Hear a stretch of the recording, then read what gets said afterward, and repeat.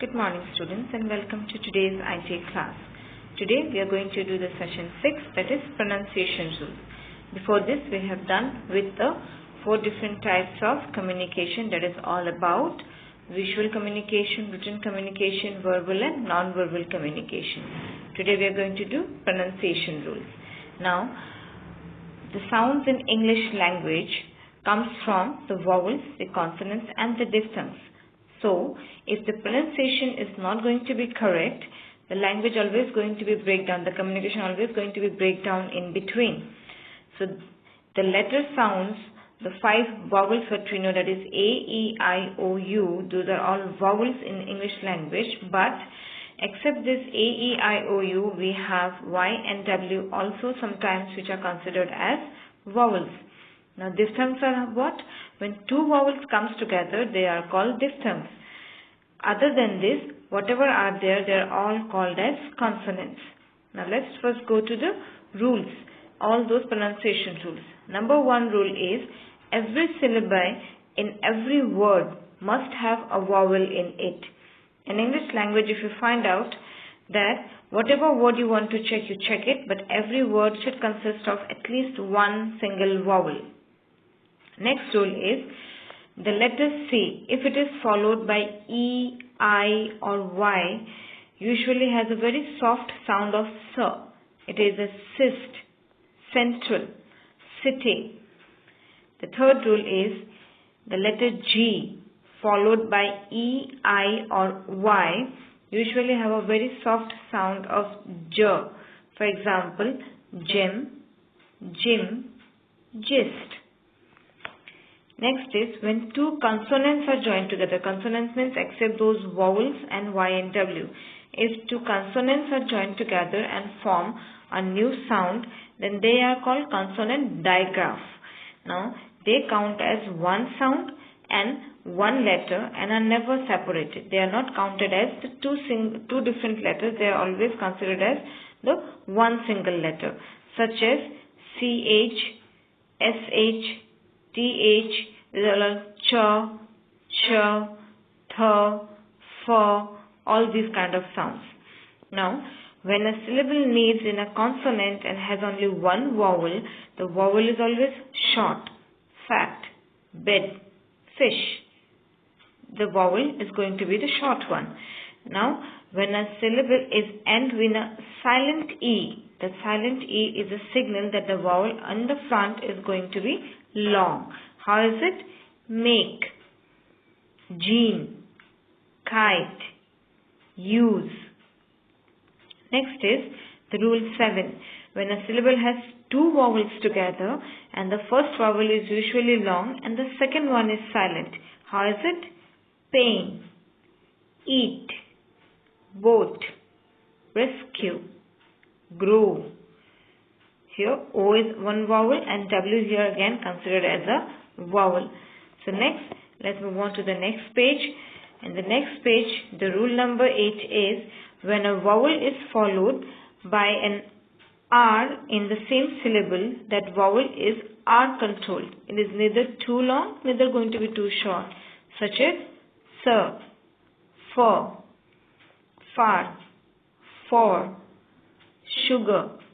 This, that ER, IR, UR, all these are pronounced as Next is the rule 9, where Y is pronounced either as A, it's may, buy, fly, shy.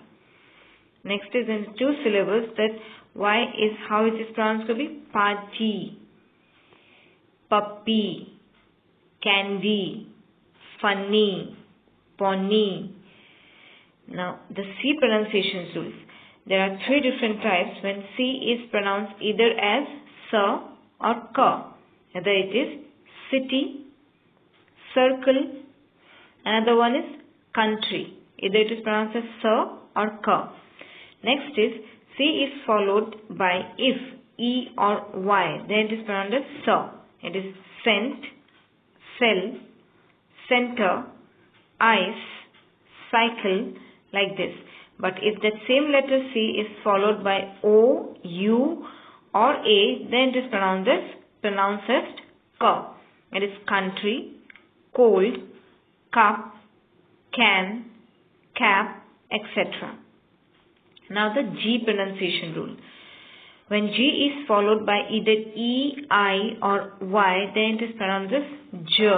It is gem, giant, Jim, George. And next, when G is followed by if U or A, then it is pronounced as, you can see that symbol, looks like a V upside down, or AE is written all together, joined together, that is pronounced as A. It's gum, gun, gap, gas. Now the vowel letters, how to pronounce? It's long A and short A. Long A and short A means if we pronounce it cap, A is long. But if we pronounce it cape, A is short. It's cat, bat, hat, A is long. Same way if you pronounce it ram, ham, jam, this A is short. Now if E is at the end of the word and A is pronounced as a long vowel, then it is like E at the end. So it is gate, take, base, race. Now E is at the end of the word and I is pronounced as a long vowel. Kite, bike, wine. Again, E at the end of the word and O is pronounced as the long vowel then. Rose, hope, pole. Next, again if U is pronounced as the long vowel, again if E at the end. So it is tune, cube, cute. Similarly, long I and short I, it is lid, kid, did. It is, next is when it is comes as pig, rig, lip, dip. So here one is long I, another one is short I. Next is long O and short O. That is dog, fog, hog. And next is hot, got, pot. Next is long U and short U. That is nut, cut, hut. And next is cub, tub, all this. So these are all the different pronunciation rules. Students, please try to go through it and try to pronounce the words very carefully and very correctly so that we all can be very clear with all the pronunciations. Next we move on to the next session, that is session 7, that is called sentence formation. Now whenever we have to make a sentence, the sentence always should be grammatically correct and should be completely correctly framed. And now here in this session we are going to learn about the verb that is called to be verb.